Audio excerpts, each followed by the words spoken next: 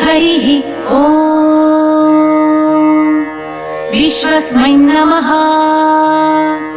विश्वं विष्णुर्वषट्कारो भूतभव्यभवत्प्रभुः भूतकृद्भुतभृद्भावो भूतात्मा भूतभावनः भूतात्मा परमात्मा च मुक्तानां परमागतिः अव्ययपुरुषः साक्षी क्षेत्रज्ञोऽक्षर एव च योगो योगविदां नेता प्रधानपुरुषेश्वरः नारसिंहो वपुः श्रीमान् केशवः पुरुषोत्तमः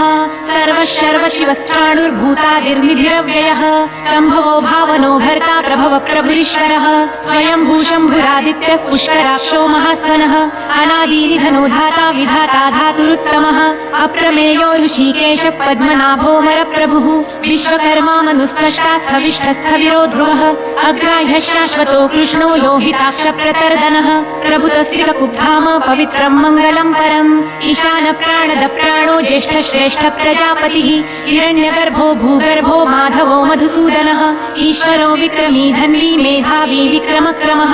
अनुत्तमो दुराधर्ष कृतज्ञ कृतिरात्मवान् सुरेशः शरणं शर्म विश्वरेता प्रजाभवः अहः संवत्सरो व्याल प्रत्ययः सर्वदर्शनः अज सर्वेश्वरः सिद्धः सिद्धिः सर्वादिरच्युतः वृषा कपिरमेयात्मा सर्वयोगविनिसृतः वसुर्वसुमना सत्यः समात्मा सम्मितः समः अमोघः पुण्डरीकाक्षो वृषकर्मा वृषाकृतिः रुद्रो बहुशिरा प्रभुर्विश्वयोनिः शुचिश्रवाः अमृतः शाश्वतस्थाणुर्वरारोहो महातपः सर्वगः सर्वविद्वानुर्विश्वक्सेनो जनार्दनः वेदो वेदविदव्यङ्गो वेदाङ्गो वेदवित्कविः लोकाध्यक्षः सुराध्यक्षो धर्माध्यक्ष कृताकृतः चतुरात्मा चतुर्व्यूह चतुर्दंष्ट्रचतुर्भुजः भाजिष्णुर्भोजनं भोक्ता सहिष्णुर्जगदादिजः अनघो विजयो जेता विश्वयोनि पुनर्वसुः उपेन्द्रो वामन प्रांशुर्मोघः शुचिरुर्जितः अतीन्द्रः संग्रहः सर्गो धृतात्मा नियमो यमः वेद्यो वैद्यः सदा योगी विरहा माधवो मधुः अतीन्द्रियो महामायो महोत्साहो महाबलः महाबुद्धिर्महावीर्यो महाशक्तिर्महाद्युतिः अनिर्देश्यवपुः श्रीमान् मेयात्मा महाद्रिधृकः महेश्वासो महीभर्ता श्रीनिवासः सताङ्गतिः अनिरुद्धः सुरानन्दो गोविन्दो गोविदाम्पतिः मरीचिरदमनो हंसः सुपर्णो भुजगोत्तमः हिरण्यनाभः सुतपा पद्मनाभ प्रजापतिः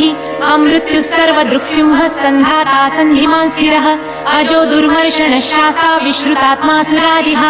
गुरुर्गुरुतमो धामः सत्यः सत्यपराक्रमः निमिषो निमिषस्रग्वी वाचस्पतिरुदारधिः अग्रणिग्रामणि श्रीमान् न्यायो नेता समीरणः सहस्रमूर्धा विश्वात्मा सहस्राक्षः सहस्रपात् आवर्तनो निवृत्तात्मा संवृत्तः सम्प्रमर्दनः अहः संवर्तको वह्निरलिलो धरणीधरः सुप्रसाद प्रसन्नात्मा विश्वधृग्विश्वभुग्विभुः सत्कर्ता सत्कृतः साधुर्जन्धुर्नारायणो नरः असंख्येयो प्रमेयात्मा विशिष्टः शिष्टकृच्छुचिः सिद्धार्थः सिद्धसङ्कल्पः सिद्धिदः सिद्धिसाधनः वृषा हि वृषभो विष्णुर्वृषपर्वा वृषोदरः वर्धनो वर्धमानश्च विविक्तः श्रुतिसागरः सुभुजो दुर्धरो वाग्मी महेन्द्रो वसुदो वसुः नैकरूपो बृहद्रूपः शिपिविष्टप्रकाशनः ओजस्तेजोदुतीधरः प्रकाशात्मा प्रतापनः रुद्रस्पष्टाक्षरो मन्त्रश्चन्द्रांशुर्भास्करद्युतिः अमृतांशुद्भवो भानु शशबिन्दुः सुरेश्वरः औषधं जगतस्सेतु सत्यधर्मपराक्रमः भूतभव्यभवन्नाथ पवनः पावनो नलः कामः कामकृत्वान्तः कामप्रदः प्रभुः युगादिकृद्युगावर्तो नैकमायो महाशनः अदृश्यो व्यक्तरूपश्च सहस्रजिदनन्तजित् इष्टो विशिष्टशिष्टेष्ट शिखण्डी नहुषो वृषः क्रोधः क्रोधकृत्कर्ता विश्वबाहुर्महीधरः अच्युत प्रथित प्राण प्राणदो वासवानुजः अपां निधिरधिष्ठानमप्रमत्त प्रतिष्ठितः स्कन्द स्कन्दधरो धूर्यो वरदो वायुवाहनः वासुदेवो बृहद्भानुरादिदेव पुरन्धरः अशोकस्तारणस्तारः शूरः शौरिर्जनेश्वरः अनुकूलश्च तावर्त पद्मि पद्मनिभेक्षणः पद्मनाभोरविन्दाक्ष पद्मगर्भशरीरभृत् महर्धिर्रुद्धो वृद्धात्मा महाक्षो गरुडध्वजः अतुलशरभो भीमः समयज्ञो हविर्हरिः सर्वलक्षणलक्षण्यो लक्ष्मीवान् समितिञ्जयः विक्षरो रोहितो मार्गो हेतुर्दामोदरः सः महीधरो महाभागो वेगवानमिताशनः उद्भवक्षोभणो देव श्रीगर्भः परमेश्वरः करणं कारणं कर्ता विकर्ता गहनो गुह व्यवसायो व्यवस्थान संस्थान स्थानदो ध्रुवः परधिः परमस्पष्ट तुष्ट पुष्ट शुभेक्षणः रामो विरामो विरजो मार्गो नेयो नयो नयः वीरशक्तिमतां श्रेष्ठो धर्मो धर्मविदुत्तमः वैकुण्ठ पुरुष प्राण प्राणद प्रणव कृतुः हिरण्यगर्भ शत्रुघ्नो व्याप्तो वायुरधोक्षजः ऋतुः सुदर्शन काल परमेष्ठी परिग्रह उग्र संवत्सरो दक्षो विश्रामो विश्वदक्षिणः विस्तार स्थावर स्थाणु प्रमाणं बीजमव्ययम् अर्थो महाकोशो महाभोगो महाधनः अनिर्विण्णस्थविष्टो भूर्धर्मयूपो महामखः नक्षत्रनेमिर्नक्षत्री क्षमक्षामः समीहनः यज्ञ ईजो महेजश्च क्रतुस्सत्रं सताङ्गतिः सर्वदर्शी विमुक्तात्मा सर्वज्ञो ज्ञानमुत्तमम् सुहृतः सुमुखः सूक्ष्मः सुघोषः सुखदः सुहृत् मनोहरो जितक्रोधो वीरबाहुर्विदारणः स्वापन स्ववशो व्यापी नैकात्मा नैककर्मकृत् वत्सरो वत्सलो वत्सी रत्नगर्भो धनेश्वरः धर्मगुब्धर्मकृद्धर्मी सत्सत्क्षरमक्षरम् अविज्ञाता सहस्रांशुर्विधाता कृतलक्षणः गभस्तिनेमि सत्त्वस्थः सिंहो भूतमहेश्वरः आदिदेवो महादेवो देवेशो देवभृद्गुरुः उत्तरो गोपतिर्गोप्ता ज्ञानगम्य पुरातनः शरीरभूतभृद्भोक्ता कपिन्द्रो भूरि दक्षिणः सोमपोमृतपः सोमः पुरुजित्पुरुसत्तमः विनयोजय सत्यसन्धो दाशार्हः सात्वतां पतिः जीवो विनयिता साक्षी मुकुन्दोमित विक्रमः अम्भोनिधिरनन्तात्मा महोदधीशयोऽन्तकः अजो महार्ह स्वाभाव्यो जिता मित्र प्रमोदनः आनन्दो नन्दनो नन्दः सत्यधर्मा त्रिविक्रमः महर्षि कपिलाचार्य कृतज्ञो मेदिनीपतिः त्रिपदस्त्रिदशाध्यक्षो महाशृङ्गः कृतान्तकृत् महावराहो गोविन्दः सुषेण कनकाङ्गदी गुह्यो गभीरो गहनो गुप्तश्चक्रगदाधरः मेधास्वाङ्गोजितकृष्णो दृढः सङ्कर्षणोच्युतः वरुणो वारुणो वृक्षपुष्कराक्षो महामनः भगवान् भगहानन्दी वनमाली हलायुधः आदित्यो ज्योतिरादित्यः सहिष्णुर्गतिसत्तमः सुधन्वाखण्ड परशुर्दारुणो द्रविणप्रदः दिवस्पृक्सर्वदृग्वासो वाचस्पतिरयो निजः त्रिसामासामगस्साम निर्वाणं भेषजं भिषक् सन्न्यासतुच्छमशान्तो निष्ठा शान्तिपरायणम् शुभाङ्गशान्तिदस्रष्टा कुमुदकुवलेशयः गोहितो गोपतिर्गोप्ता वृषभाक्षो वृषप्रियः अनिवर्ती निवृत्तात्मा संक्षेपाक्षेमकृच्छिवः श्रीवत्सवक्षा श्रीवास श्रीपति श्रीमताम्बरः श्रीद श्रीश श्रीनिवास श्रीनिधि श्रीविभावनः श्रीधर श्रीकर श्रेय श्रीमान् लोकत्रयाश्रयः स्वक्षस्वङ्गशतानन्दो नन्दिर्ज्योतिर्गणेश्वरः विजितात्मा विधेयात्मा सत्कीर्ति छिन्न संशयः उदीर्णः सर्वतश्चक्षुरनिशः शाश्वतस्थिरः भूषयो भूषणो भूतिर्विशोकशोकनाशनः अर्चिष्मानर्चितः कुम्भो विशुद्धात्मा विशोधनः अनिरुद्धो प्रतीरथः प्रद्युम्नोमित विक्रमः कालनेमी निहावीर शौरिः शूरज्जनेश्वरः त्रिलोकात्मा त्रिलोकेश केशव केशिहा हरिः कामदेव कामपालः कामिकान्तकृतागमः अनिर्देशवपुर्विष्णुर्गिरो नन्दो धनञ्जयः ब्रह्मण्यो ब्रह्मकृद्ब्रह्मा ब्रह्म ब्रह्मविवर्धनः ब्रह्मविद्ब्राह्मणो ब्रह्मी ब्रह्मज्ञो ब्राह्मणप्रियः महाक्रमो महाकर्मा महातेजा महोरगः महाक्रतुर्महायज्वा महायज्ञो महाहविः स्तव्यस्तव प्रियस्तोत्रं स्तुतिस्तोतारणप्रियः पूर्णपूरयिता पुण्यः पुण्यकीर्तिरनामयः मनोजवस्तीर्थकरो वसुरेता वसुप्रदः वसुप्रदो वासुदेवो वसुर्वसुमना हविः सद्गतिः सत्कृतिः सत्ता सद्भुतिः सत्परायणः शूरसेनो यदुश्रेष्ठः सन्निवासः सुयामुनः भूतावासो वासुदेवः सर्वासु लीलयो नलः दर्पः दर्पदो दृप्तो दुर्धरोऽथा पराजितः विश्वमूर्तिर्महामूर्तिर्दीप्तमूर्तिर्मूर्तिमान् अनेकमूर्तिरव्यक्तः शतमूर्तिश्शताननः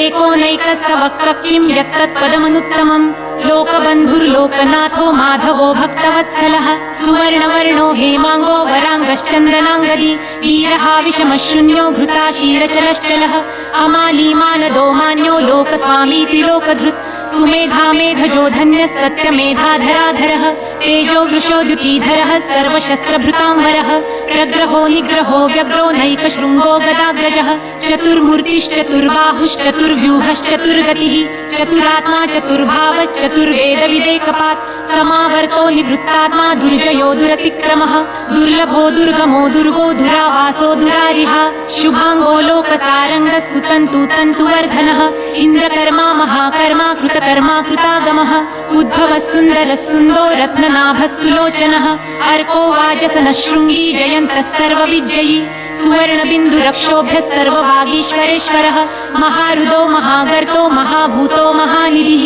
कुमुदकुन्दरकुन्दः पर्जन्यपावनो नीलः अमृताशोऽमृतवपुः सर्वज्ञः सर्वतोमुखः सुलभः सुव्रतः सिद्धः शत्रुजिच्छत्रुतापनः न्यग्रोधोदुम्बरोऽश्वत्थच्छाणुरान्ध्रनिषूदनः सहस्राची सप्तजिह्नः सप्तैधा सप्तवाहनः अमूर्तिरनघोचिन्त्यो भयकृद्भयनाशनः अणुर्बृहत्कृशस्थूलो गुणभृन्निर्गुणो महान् अधृतस्वधृतस्वास्य प्राग्वंशो वंशवर्धनः भारभृत्कथितो योगी योगिशः सर्वकामदः आश्रमश्रमणक्षामः सुपर्णो वायुवाहनः धनुर्धरो धनुर्वेदो दण्डो दमयिता दमः अपराजितः सर्वसहो नियन्ता नियमो यमः सत्त्ववान् सात्विकः सत्यः सत्यधर्मपरायणः अभिप्राय प्रियार्होर्ह प्रियकृत्प्रीतिवर्धनः विहाय सगतिर्ज्योतिः सुरुचिर्हूतभुग्विभुः रविर्विरोचनः सूर्यः सविता रविलोचनः अनन्तो हुतभुग्भोक्ता सुखदो नैकजोऽग्रजः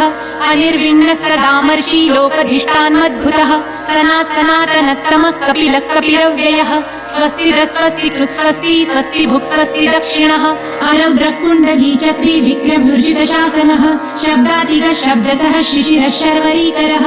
अक्रूरपेशलो दक्षो दक्षिणक्षमिणाम्बरः विद्वत्तमो गीतभयः पुण्यश्रवणकीर्तनः उत्तारणो दुष्कृतिः पुण्यो दुःस्वप्ननाशनः वीरहारक्षणः सन्तो जीवनपर्यवस्थितः अनन्तरूपनन्तश्रीर्जितमन्युर्भयापः चतुरश्रो गभीरात्मा विदिशो व्यादिशो दिशः अनादिर्भूर्भुवो लक्ष्मीः सुवीरो रुचिराङ्गदः जननो जनजन्मादिर्भीमो भीमपराक्रमः आधारनीलयोधाता पुष्पहासप्रजागरः ऊर्ध्वगः सत्पथाचार प्राणद प्रणवप्रणः प्रमाणं प्राणनीलय प्राणभृत्प्राणजीवनः तत्त्वं तत्त्वविदेकात्मा जन्म मृत्युजरातिगः भूर्भुवः स्वस्तरुस्तारः सविता प्रपितामहः यज्ञो यज्ञप्रतिर्यज्वा यज्ञाङ्गो यज्ञवाहनः यज्ञभृत्यज्ञकृत्यज्ञी यज्ञभुक्यज्ञसाधनः यज्ञान्तकृत्यज्ञगुह्य मन्नमन्नाद एव च आत्मयोनि स्वयं जातो वैखानः सामगायनः देवकीनन्दनः स्रष्टा क्षितिशः पापनाशनः शङ्खभृन्नन्दकी चक्री शाङ्गधन्वा गदाधरः रथाङ्गपाणिरक्षोभ्यः सर्वप्रहरणायुधः ॐ नम इति वनमाली गदीशाङ्गी शङ्खि चक्री च नन्दकी श्रीमान् नारायणो विष्णुर्वासुदेवोऽभिरक्षतु वनमाली गदीशाङ्गी शङ्खि चक्री च नन्दकी श्रीमान् नारायणो विष्णुर्वासुदेवोऽभिरक्षतु वनमाली गदीशाङ्गी शङ्खि चक्री च नन्दकी श्रीमान् नारायणो विष्णुर्वासुदेवोऽभिरक्षतु वासुदेवोऽभिरक्षतु ॐ नम इति श्री सुक्तम्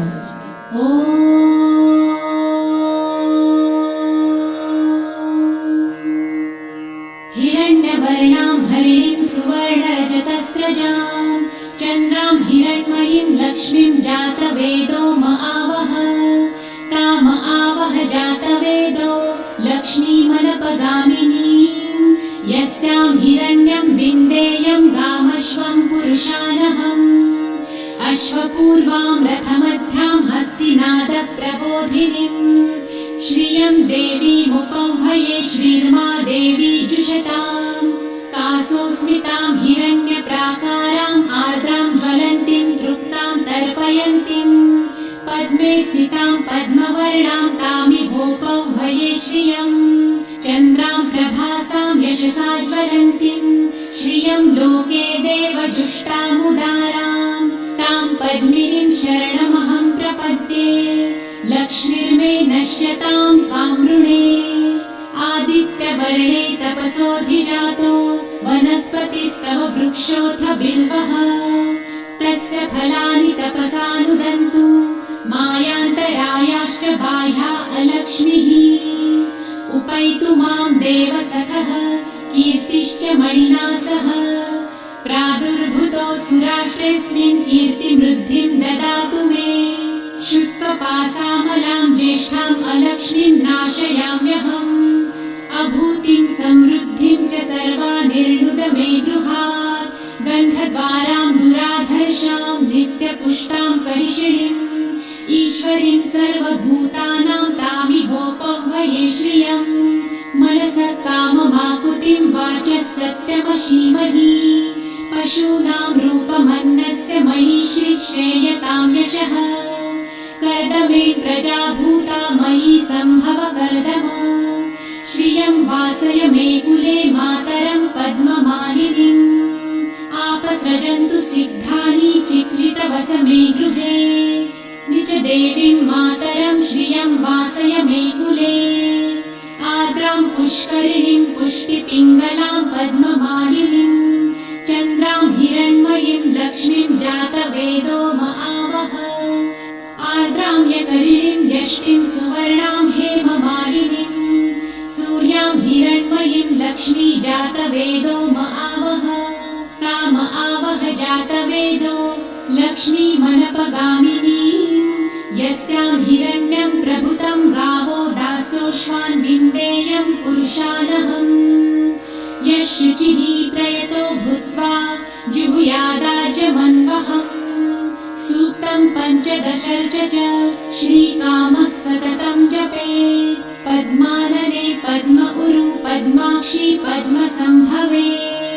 तन्मे भजसि पद्मक्षी येन सौख्यं लभाम्यहम् अश्वदायै गोदायै धनदायै महाधने धनं मे लभतां देवी सर्वकामांश्च देहि मे पद्मानने पद्मविपत्रे पद्मप्रिये पद्मदलायताक्षी विश्वप्रिये विष्णुमनोनुकूले त्वत्पादपद्मं मयि सन्निधस्त्वम् पुत्रपौत्रं धनं धान्यं हस्ताश्वादिगवेरथम् प्रजानां भवसि माता आयुष्मन्तं करोतु मे धनमग्निर्धनं वायुर्धनं सूर्यो धनं वसु धनमिन्द्रो बृहस्पतिर्वरुणं धनमस्तु मे वैनतेय सोमं पिबतु वृतः सोमं धनस्य सोमिनो मह्यं ददातु सोमिनः न क्रोधो न च मात्सर्य न लोभो नाशुभामतिः भवन्ति कृतपुण्यानां भक्तानां श्रीसूक्तं जपेत् सरसिजनिलये सरोजहस्ते धवलतरां सुखगन्धमाल्यशोभे भगवती हरिवल्लभे मनोज्ञे त्रिभुवनभूतिकरी प्रसीद मह्यम् विष्णुपत्नीं क्षमां देवी माधवी माधवप्रियां लक्ष्मीं प्रियसखीं देवीं नमाम्यच्युतवल्लभाम् महालक्ष्मीं च विद्महे विष्णुपत्नी च धीमहि तन्नो लक्ष्मी प्रचोदयात् श्रीवर्चस्वमायुष्यमारोग्यमाविधाच्छोभमानं मह्यते धान्यं धनं पशुं बहुपुत्रलाभं शतसंवत्सरं दीर्घमायुः। ॐ